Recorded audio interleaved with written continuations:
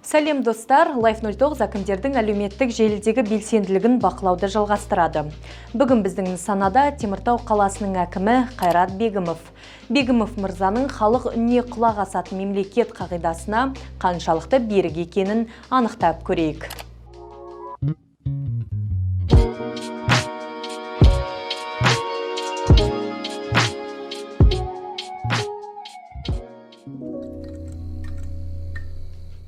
Дәстүр бойынша жеке парақшасынан бастайық. 6000-дай оқырманы бар екен.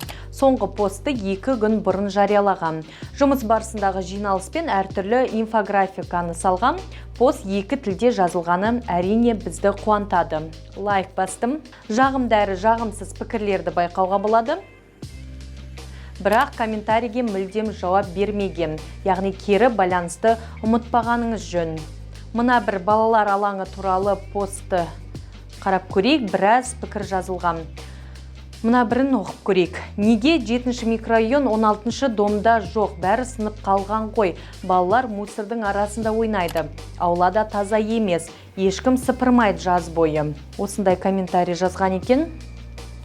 Здравствуйте, Сифулина 57, нужна площадка. Деток много, а играть негде. Двор убитый. Каждый год обещает, а до сих пор не поставили. Дәл осы поста аналардың өкпе реніштерін аңғаруға болады. Мемлекет басшысы Қасым-Жомарт Тоқаев биыл балалар жылы деп жариялады. Осы жылы балалар алаңына көңіл бөлесіз деп сенеміз.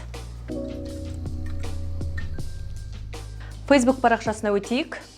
Инстаграмда жариялаған посттарды байқап тұрмыз. Қайрат Бегімов Фейсбукта да белсенді екен. Бірақ бұл жерде де кері байланыс мүлдем жоқ. Мына бір постта Қарлығаш Пазилова сұрақ қойған екен. Өкінішке қарай сұрағы жауапсыз қалған. Бегімов мырза, әлеуметтік желі халықпен кері байланыс жасайтын ең күшті құралдың бірі.